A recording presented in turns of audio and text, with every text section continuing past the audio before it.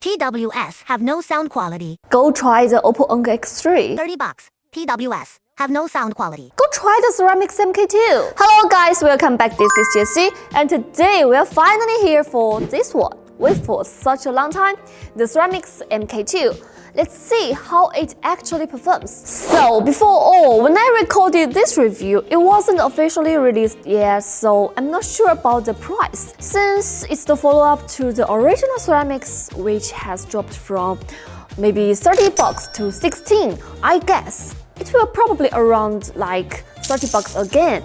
So let's see. So here's what we are going to do today. First, the thing I care about most, can it actually crash the others at the $30 range? After all, it's running LDAC at this price. And second, what's the ANC performance? We'll compare it with the ones you care a lot, the Tozo NC20 and Suncor P30i, and the Moondrop Space Travel 2 Ultra at around $30. Which one actually gives you the best value?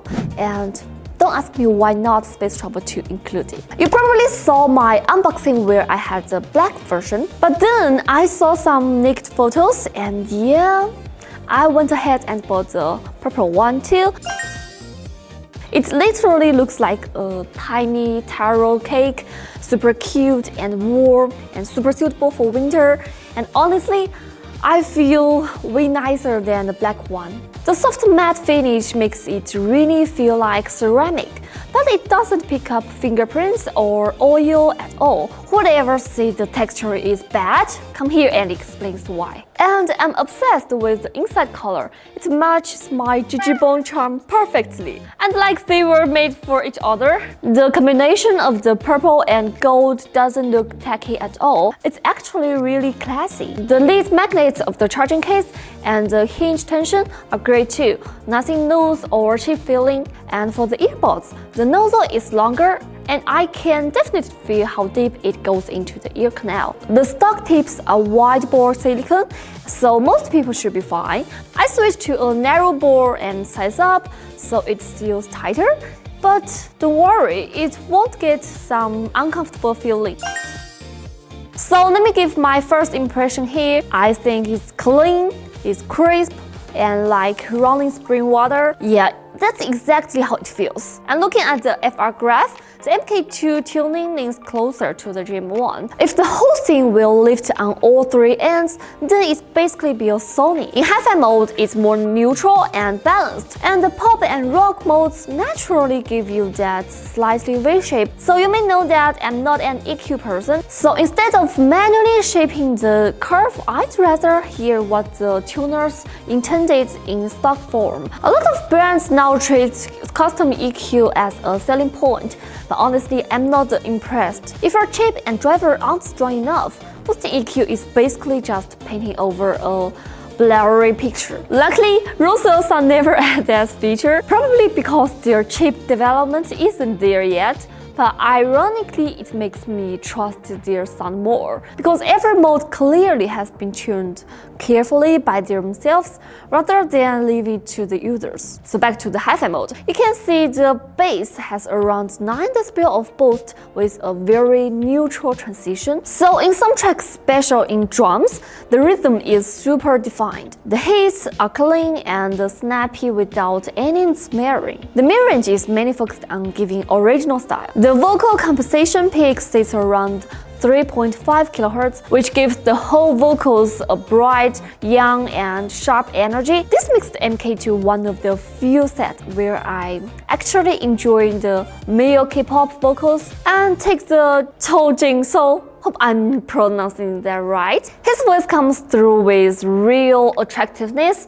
On female K-pop, the mid-range is lush and full. I think when pushed into the upper register, I think it can be a little rough and edgy. The treble control is good sibilance, is handled well, but the texture is still quite grainy. The instrument performance is solid, there are plenty of details, and the extension is more than adequate. And turning on the LDAC, the biggest difference is definitely the bass. I remember I was listening to a pop track, and the moment I switched to the LDAC modes, the bass literally waved out at my ear tight, impactful, and wide in its spread, but never overshading anything else. You can clearly feel the bass notes move as individual pulse. The vocal texture doesn't change much, but the treble, I think, gains more real existence. Imaging becomes more precise. Nothing gets messy, and in any tracks with left and right different channel play, you can easily visualize exactly where each instrument sits. In terms of the tuning style, it does remind me a bit of the Sony C710N, but with richer detail. The vertical soundstage is average, but the horizontal is quite good, so most of the action just happens right across your ear level. So compared with the Moondrop Space Travel 2 Ultra, the differences are obvious. They are basically two different tuning types. The Travel 2 or the Travel 2 Ultra has that flat and easygoing signature, and personally I prefer the MK2's energetic and feeling of new life and that feeling. Though I know some people just do like the calm and flat vibe. For fairness, I also EQ'd the Travel 2 Ultra to match a similar bass and treble boost, because most of you say it's very powerful. Even with the same gain, you can feel that the MK2's inherent dynamics are much more precise. The MK2 hits like a solid weight landing cleanly, but the 2 Ultra feels like someone just slapped a bag of flour onto your face. The previous ceramic sax gets popular just mainly because of its ANC performance, so actually I expected pretty high this time. But after actually testing it, yeah, it's a bit disappointing. Bass cancellation is pretty average. Everything under 100 Hz barely reached 30 dB. In real use, it just roughly shaves off the rumble, but the treble noise is still very much present. However, I think the mid-range ANC just surprised me. Most earbuds focus almost entirely on low-frequency ANC because it's easy to do and creates a clear effect and doesn't require strong algorithm. And the only exception in TWS recently has been the AirPods Pro 3. But the MK2 shifts its peaks right onto the human voice frequencies.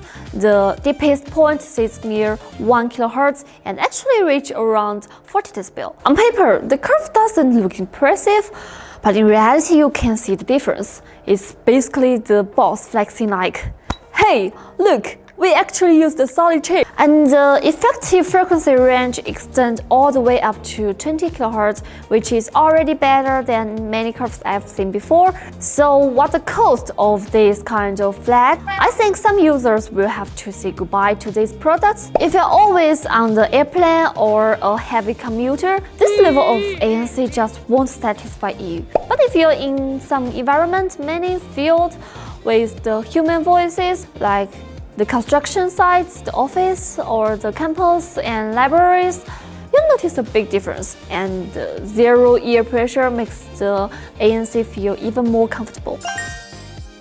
I've complained before that the ROSESELSA app, the Rose Link, was clunky. After a few updates, the UI does look better, but I think the functionality is still kind of shaky. For example, when you connect to the app for the first time, it defaults to the wind noise mode. If you tap to enable the ANC, the setting shows medium, but the voice prompt says deep noise cancellation on. Once you set it up the first time, this issue disappeared. Switching ANC to normal mode, it will introduce a bit of background hiss. I asked the customer service, and they said it's an intentional white noise to simulate a natural environment.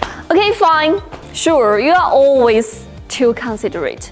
Also, can someone just tell the app team that the ANC should be capitalized? Who told you guys to write ANC like this?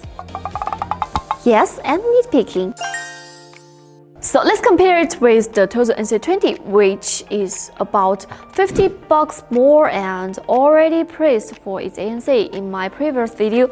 So if you care about noise cancellation, I'd recommend the NC20 over this. Always. But if you want a refined, rich sound And MK2 is still obviously my trusted pick at $30. Compared with things like the P30i from the Suncor, the MK2 still clearly delivers stronger texture and separation and detail retrieval. It's a straight-up spec bomb.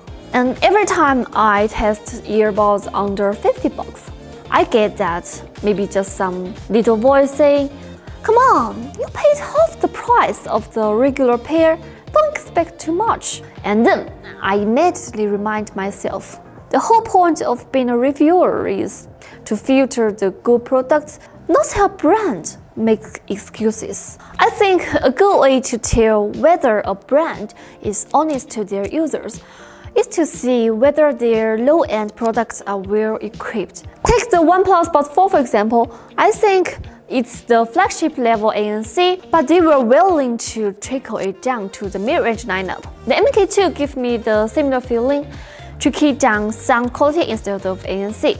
Brands that willing to put real hardware even in their entry-level products, I think that's how they earn my respect. Alright, that's it for today's video. Thank you so much for sticking with me. Hope this video bring you some help. See you in next time. Good one, Jessy.